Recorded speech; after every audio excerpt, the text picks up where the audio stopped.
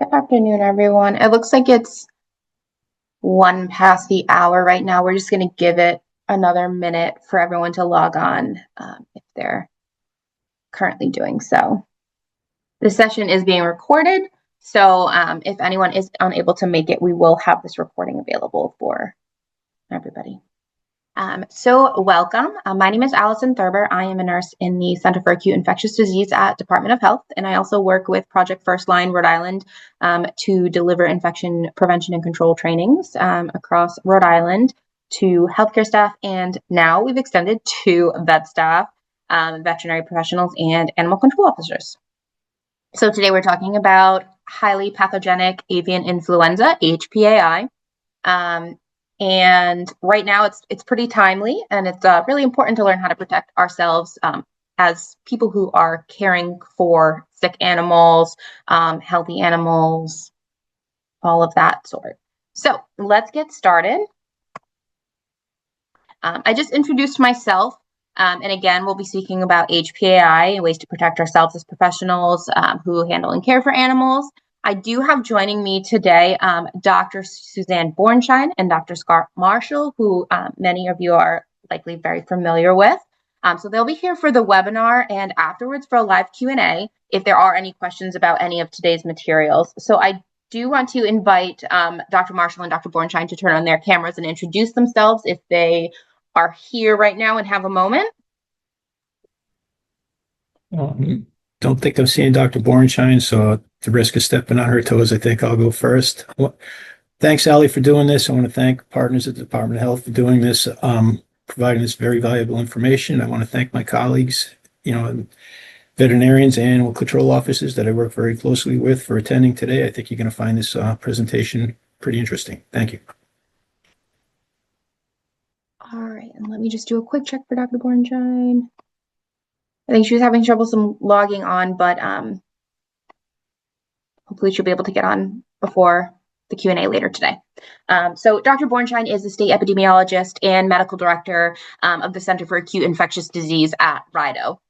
So she has all the knowledge about people, HPAI, and then Dr. Marshall has all the knowledge about the animals and HPAI. So put up all of us together, and we'll hopefully be able to answer all of your questions later on today at our Q&A. All right. We did mention some partners. We've had some great partners in the production of this webinar. So first, Rhode Island Department of Health, Center for Acute Infectious Disease, of course, the Department of Environmental Management, Division of Agriculture and Animal Health, Project Firstline Rhode Island, our IPC Infection Prevention and Control Field Team, and CDC One Health. So today we are going to talk about, in general, and how it relates to animal health and transmission, HPAI. Then we will talk about HPAI transmission, infection control and prevention for veterinary professionals and ACOs, animal control officers, PPE donning and doffing based on recommendations for what PPE to wear. We'll have our resources and references. We have many resources for you, and then we'll have our live Q&A. As the webinar goes along, if you do have any questions or if you want to converse with other folks in the webinar, you can use the chat feature at the top or bottom of your screen, depending on where your dialogue is. And then at the end, of course, save your questions and we can unmute you, or you can type it in the chat, any questions that you have for the Q&A. All right. All right, so let's get started here. So what is HPAI? So HPAI is also known as H5N1, also called avian influenza or bird flu. It's a virus that infects birds, mostly wild birds, such as ducks, gulls, and shorebirds. It has caused outbreaks in dairy cattle and poultry, chickens, turkeys, ducks, and geese we've seen in facilities all across the U.S. It infects the respiratory and gastrointestinal tracts of birds, causing them to shed the virus in their saliva, mucus, and feces. And it can infect the respiratory tract of mammals and cause systemic infection in other organ tissues. So you may have heard that a wide range of terrestrial and marine animals have been reported with HPAI. in multiple countries, typically resulting in neurologic signs of the disease and death. HPAI virus infection has been reported in wild mammals such as fox, bear, seals, sea lions, and domesticated animals such as cats and dogs, farmed mink and fox, and livestock such as goats and dairy cows. In the US, HPAI virus detection has been reported in mammals in more than 20 states, including detections in dairy cattle herds in 15 states as of November 2024. So we'll go over the symptoms of HPAI in animals, mammals versus birds. So first, in mammals, different animals have different symptoms or show different signs of illness. So cows typically experience mild illness with signs such as lack of appetite, nasal discharge, decreased milk production, and abnormal milk or that's like thickened or discolored. And then unfortunately, the infection is often fatal in poultry.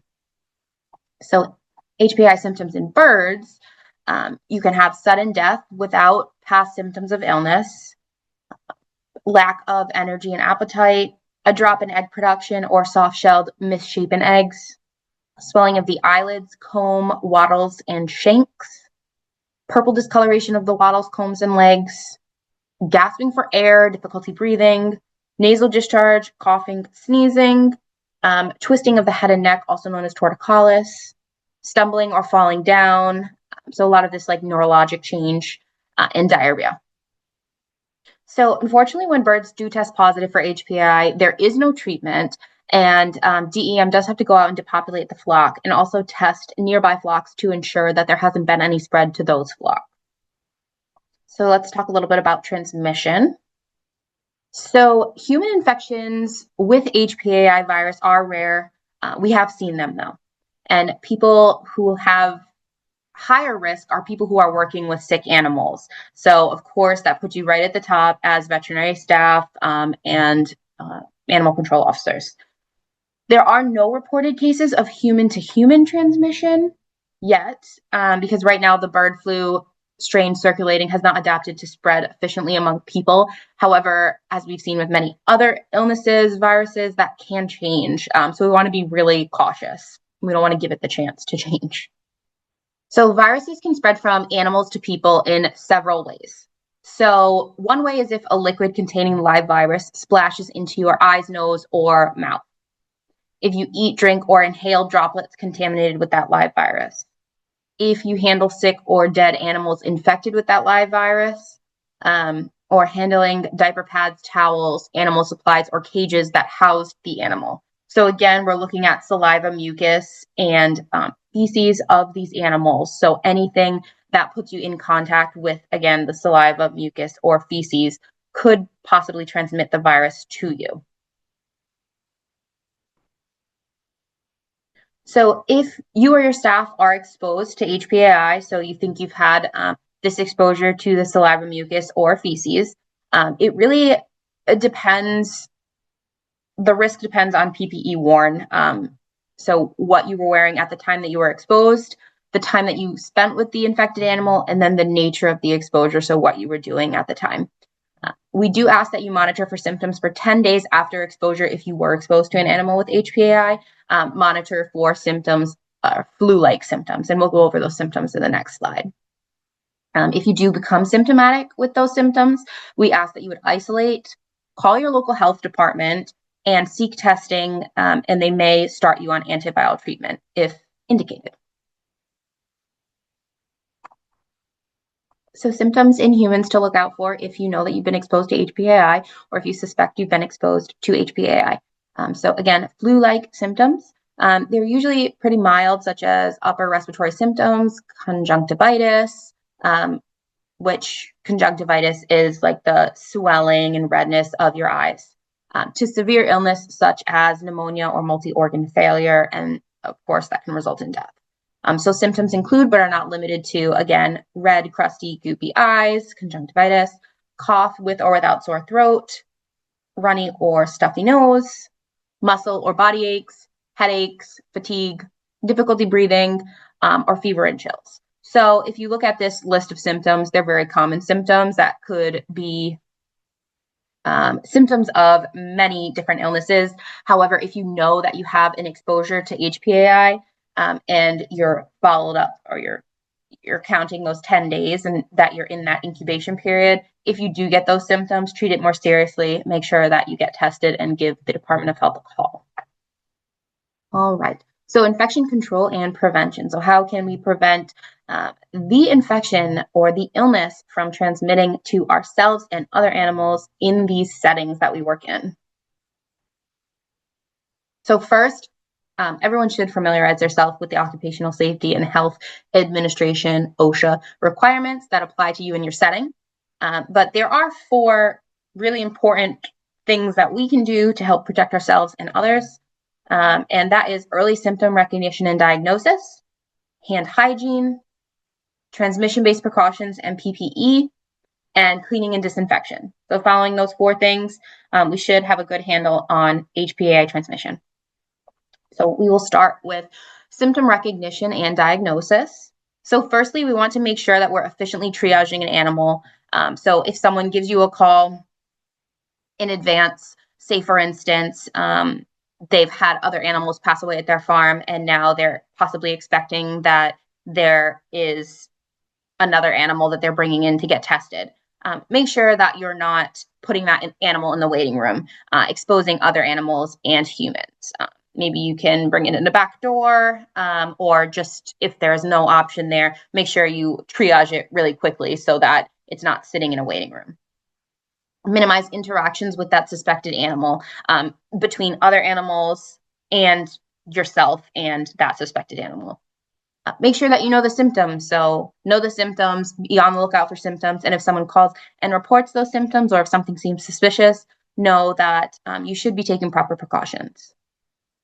If you do recognize those symptoms, then make sure that you're isolating that animal.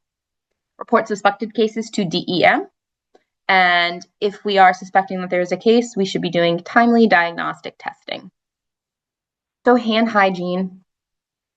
I sound like a broken record sometimes with hand hygiene, because I feel like this ends up in every single one of our presentations, but it is really, truly so important. So clean your hands using alcohol-based hand sanitizer, foam hand rinse, or soap and water before and after cleaning each room, animal carriers, and cages, before putting on or removing gloves, after touching animals or items in the animal area, before and after you use the restroom, before and after you eat, and before you go home. And any time in between that you suspect your hands are contaminated.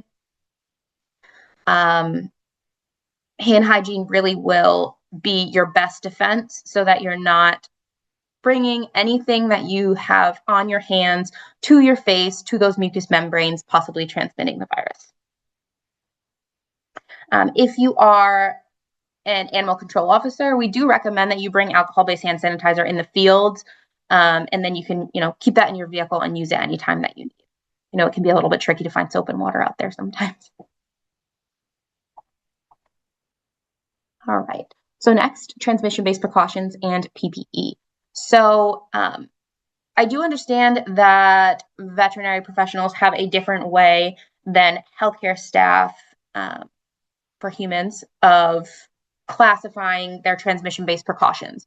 So in healthcare, we would call this airborne, droplet, and contact transmission. And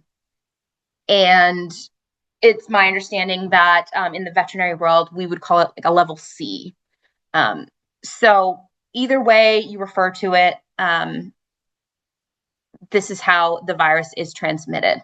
So we recommend wearing PPE when you're in direct or close contact, so within about 6 feet, with those sick or dead animals, including poultry, wild birds, backyard bird flocks, or other animals, animal feces, litter, or materials that you suspect may be contaminated with HPAI virus.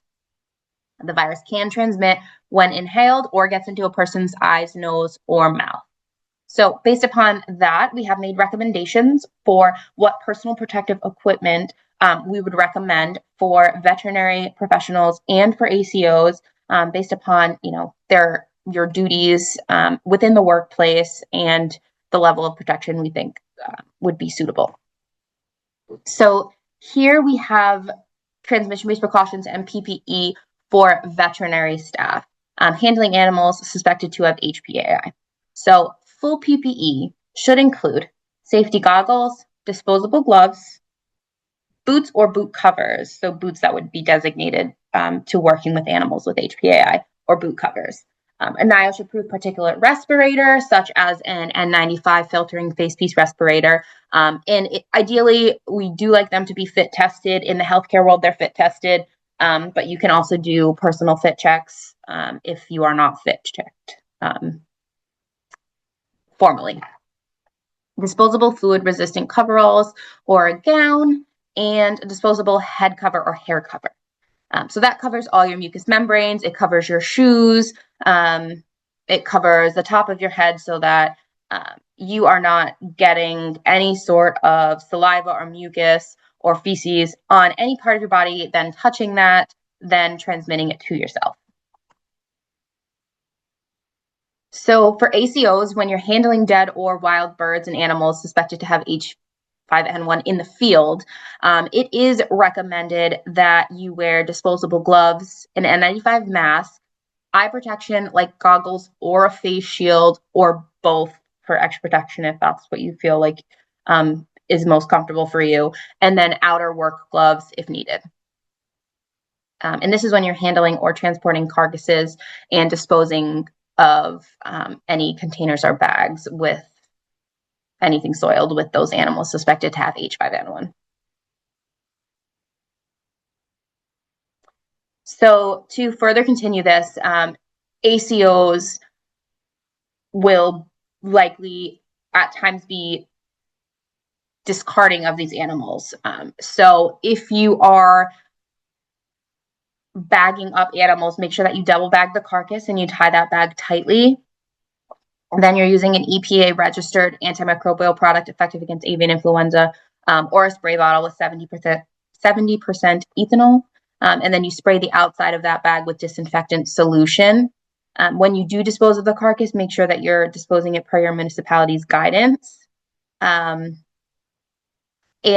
just to clarify too, the PPE should be worn when you are doing all of this. However, when you're in your car, say you do all of this on the side, you are now in your vehicle, you're not going to leave your gloves on to then get into the car, right? You're going to take those off. I believe one of our communications had said, when you're driving or handling dead or wild birds, make sure that you're wearing PPE. But just to clarify, like if you do all of this, your hands are soiled, dirty with the gloves on, you're going to dispose of those gloves, wash your hands, use an alcohol-based hand sanitizer, then you're going to go ahead and drive your car. Once the animal is bagged per guidance, then that risk is managed and you can go ahead and resume without the PPE. And one of the last steps is cleaning and disinfection. So first key point is to make sure that you approach all suspected or unknown situations as a possible exposure.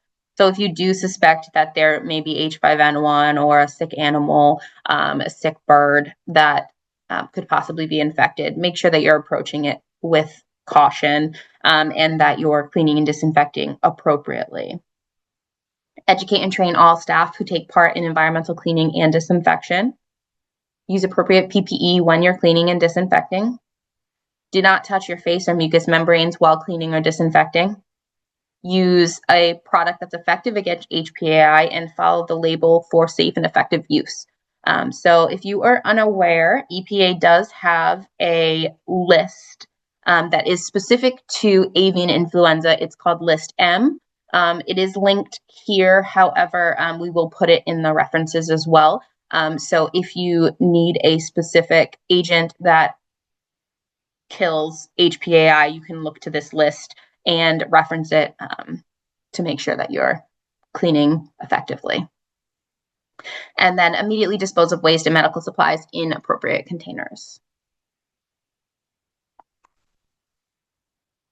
Lastly, we want to make sure that we're looking at cleaning and disinfection of our clothes and shoes.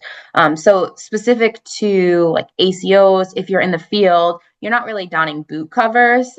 You probably hopefully have boots that you just wear specifically for your job. And after you get out of work, make sure that you're disinfecting your shoes using one of the methods that is listed in the screen in front of you. So either preparing a bleach 1 part, 10-part water solution and you're submerging your shoes, or that you spray your shoes with a benzalkonium chloride based commercial disinfectant. And one of those examples is Lysol, making sure that you allow dry time so that you're not touching them when you are actually cleaning them, and allow the product to work to its full potential. And make sure that any clothes that are suspected to have been contaminated with H5N1 are washed in hot water. All right, so now we're going to get into PPE donning and doffing. So we are going to discuss what PPE is recommended for veterinary staff, as well as ACOs, how to appropriately don and how to appropriately doff. So Project Firstline has recorded a webinar session on source control and PPE. It does serve as a great refresher on the basic concepts of stopping infection at source and the general PPE that you would wear based on anticipating your exposures. So we will include this video in the resources if you would ever like to reference it. It is about 30 minutes long, so we are not going to play it, but it is a nice little refresher if you ever need something quick for PPO refresh. I think I just said PPO, PPE. All right. So donning order. So when you are donning your personal protective equipment, all of the equipment listed here is what was recommended for veterinary professionals. It is important to don it in this order so that all of the equipment is layered correctly. So first you will do boot covers, then you will do your gown or your coveralls, then you go ahead and do your respirator. Goggles and face shield. You can either do goggles or face shield or both. So if you're going to do goggles, you'll put those on after your respirator. Then you'll go ahead and put on a head covering. Then you can go ahead and put on the face shield if you are doing the face shield. And then gloves. And gloves will be last because they'll cover the cuffs of your gown or your coveralls, depending on what you're wearing. So we are going to watch a video of one of my coworkers, Teresa, donning. I'm going to play this for you. And this will show how to put it on in the proper order. Step 1. Secure hair, loose clothing, etc. prior to donning PPE.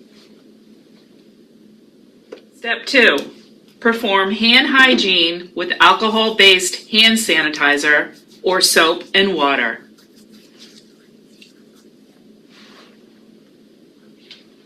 Step 3. Don boot covers. Do not touch the bottom of your shoes. If you feel you have soiled your hands, stop and clean your hands. Step 4. Don gown or apron. Fully cover torso from neck to knees, arms to end of wrists, and wrap around the back.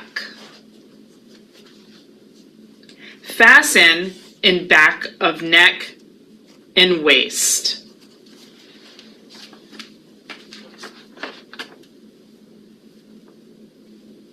Check for holes, tears, or anything that compromises the fit of the gown.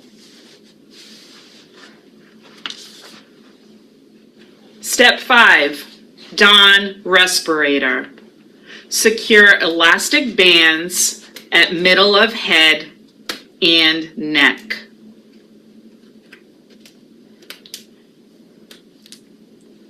Fit flexible band to nose bridge. Fit snug to face and below chin.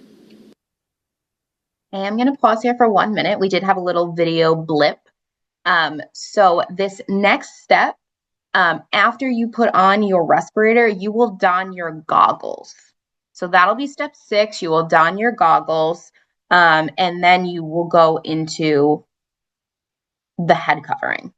So we will skip right to head covering from here. Step 8, don head covering. Step 9, don face shield if using for extra protection or instead of goggles. Step 10, don gloves. Extend to cover wrist of isolation gown.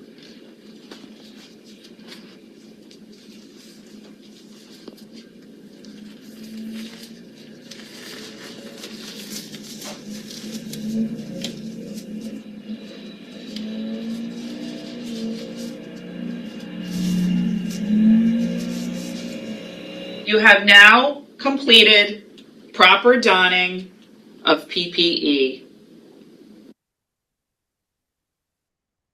All right.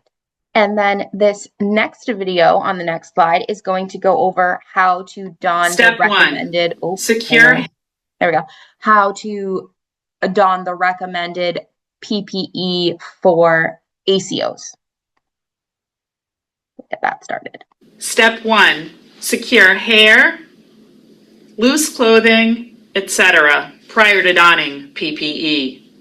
Step 2, perform hand hygiene with alcohol-based hand sanitizer or soap and water. Step 3, don respirator. Secure elastic bands at middle of head and neck.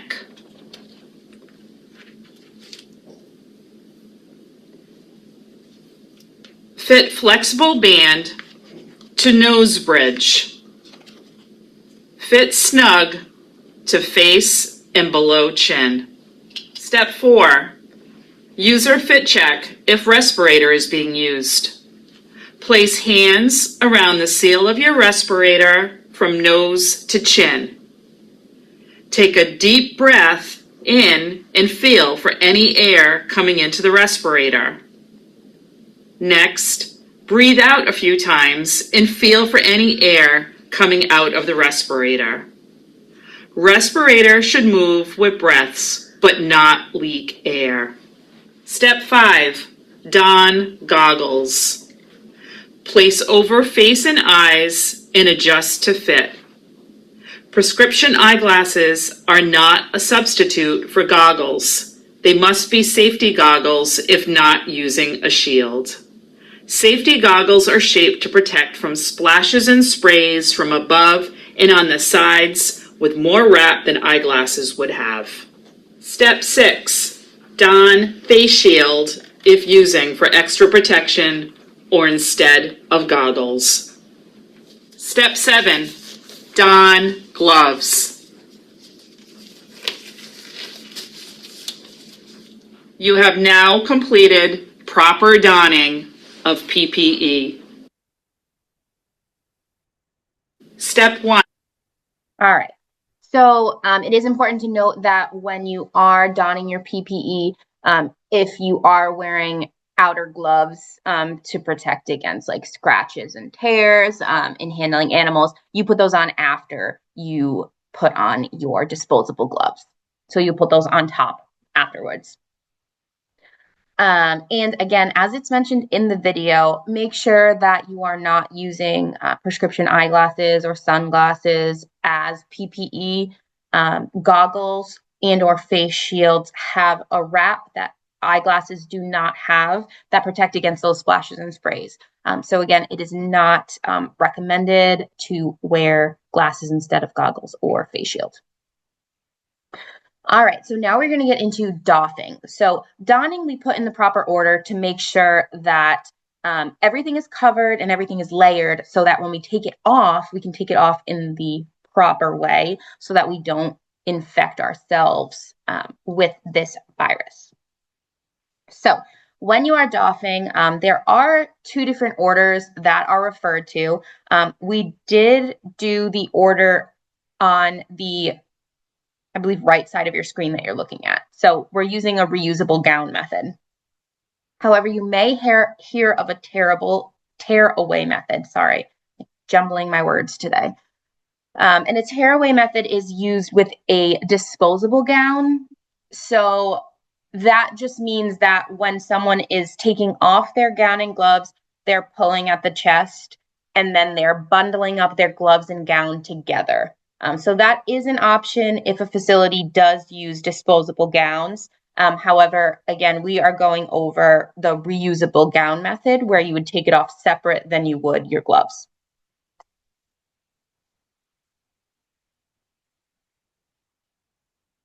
All right, so let's get started. This first video is for veterinary clinic staff. So you can see that Teresa is wearing the full PPE, I keep saying PPO, that we just put on when we're donning, and then she will take off all of the PPE in the appropriate order. If at any point while doffing you contaminate your hands, stop and wash your hands. Step 1, gloves. Outside of gloves are contaminated. Using a gloved hand, grasp the palm area of the other gloved hand and peel off the first glove. Hold removed glove in gloved hand. Slide fingers of ungloved hand on remaining glove at wrist and peel off second glove over first glove. Discard gloves in a waste container. Step 2, gown or coveralls. Gown front and sleeves are contaminated. Unfasten gown ties, taking care that sleeves don't contact your body when reaching for ties.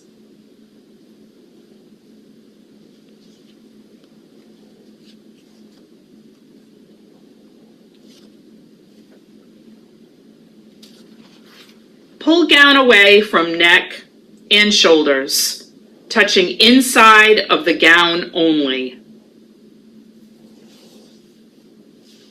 Turn gown inside out.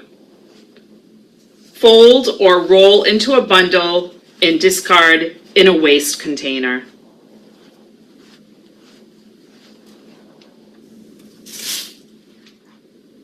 Step 3, face shield. Outside of face shield is contaminated. Remove face shield from the back by lifting headband. If the item is reusable, place in designated receptacle for reprocessing.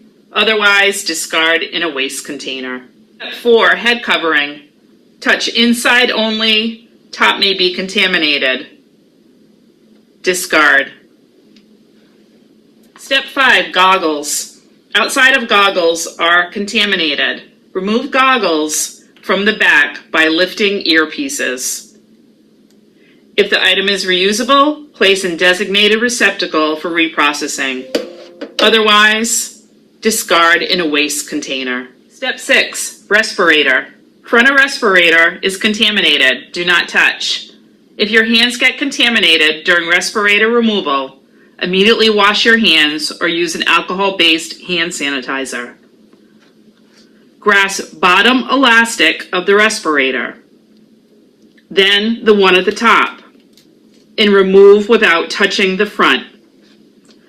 Discard in a waste container. Step 7, boot covers. Touch inside only.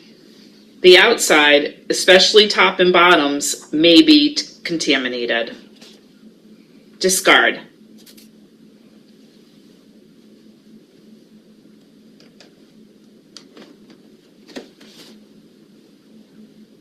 Step 8, wash hands with soap and water or alcohol-based hand sanitizer.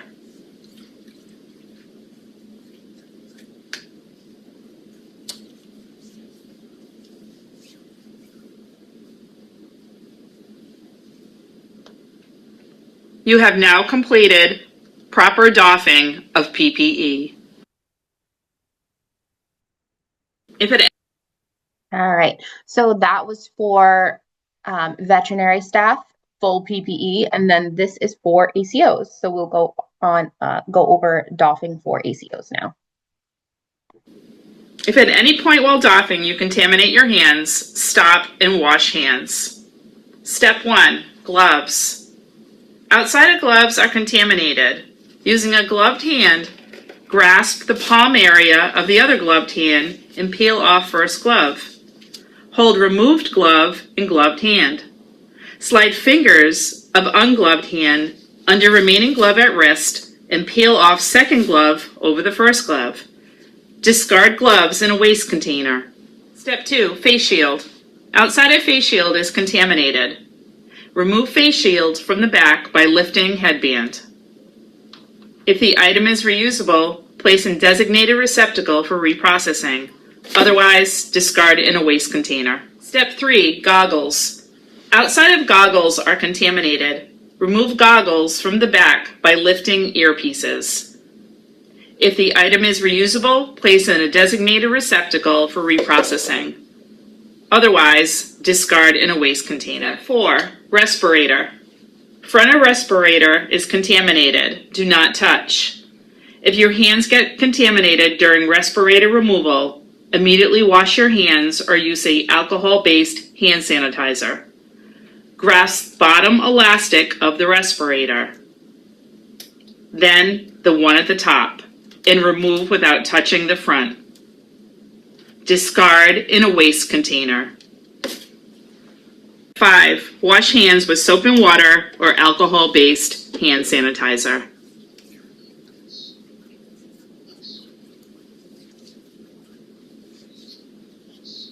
You have now completed proper doffing of PPE. All right. So those 4 videos will be available to you in this slideshow when you do get the slides in the recording after this webinar. So you can use them to reference anytime. And then here we just have all of the steps again in doffing order. And I'll just go over them really quickly. So it's important to remember you're always going to stop and wash your hands with alcohol-based hand sanitizer or soap and water if you do think that your hands are contaminated at any point during doffing. First, you're going to remove your gloves, then your gown and your coveralls, then your face shield, then your head covering, then your goggles. Next, you're going to do your respirator, your boot covers, and then you're going to wash your hands with soap and water or alcohol-based hand sanitizer. Make sure that you discard of everything appropriately and you have the appropriate waste baskets available to you. And that afterwards, you're making sure that you are cleaning and disinfecting to make sure that you are not giving more chance for this virus to spread. So that does conclude our session. Here we do have resources and references for you. So where we got all of our information from. And I do want to note that if you do have any questions in the future, you can always reach out to the Center for Acute Infectious Disease Epidemiology at the Rhode Island Department of Health. Dr. Bornshine, I have included her email and her phone number, as well as Dr. Marshall. So if you have any questions specific to either one of them, that is their contact information for how you reach them.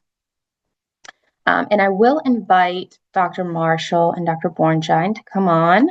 And if there are any questions, go ahead and put your questions in the chat or raise your hand and we can unmute you.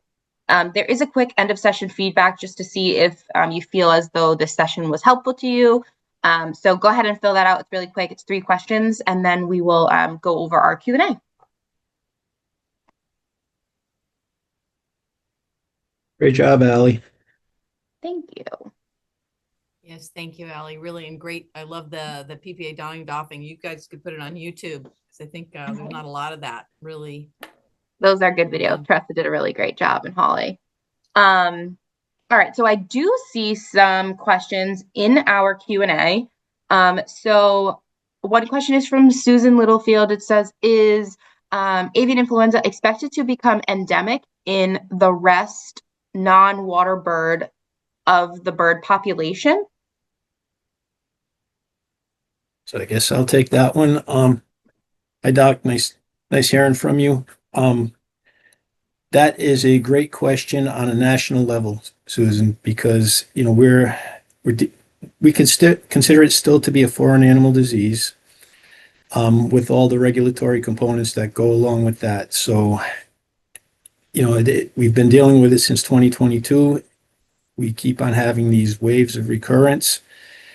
I still think that the goal would be eradicating it, but I think more and more we have to kind of come to terms that this might be something that we're talking about becoming endemic. But that's going to be a much bigger decision than I'm going to make here on this webinar. It's something that's going to be made with by USDA. I'm sure if that's where that authority would lie. Did I answer your question? I think you did a great job. We'd have to unmute her, but if you have any further questions on that, Dr. Littlefield, just let us know. She also had an aside question: will UV heat or cold inactivate the AI virus? So I'll take a stab at that one as well. We see that the summertime, we see less of an incidence of the virus, and that's because of high temperatures and UV light. So actually cold temperatures in the wintertime, fall is where the virus tends to live in the environment longer. So cooler, damper weather would facilitate virus transmission. Hot, dry weather seems to help with it. Thank you, Dr. Marshall. I don't see any more questions in the Q&A box. If you do have any more questions, you can throw them into the chat as well. I'll look in both places. And if there are no more questions, I'll give it maybe another minute just to give you time in case you do have a question. Otherwise, we will end the webinar. I do appreciate everyone coming out. And again, we will send out this recording so that if you have any colleagues that were not able to make it, they can go ahead and access this material. And if you have any further questions afterwards, after this webinar is over, please feel free to reach out to any one of us three. We'll be happy to point you in the right direction if you have any more questions or follow-ups or where to get this or what to do here. We're always available. So I don't see anything. So at this point, I would like to thank Dr. Marshall and Dr. Bornschein for joining us as subject matter experts. It was great having you and to see you guys. And again, any questions, reach out. Either one of us is more than happy to help. So thanks again, and I hope that everyone gets outside because it is beautiful today. All right, take care.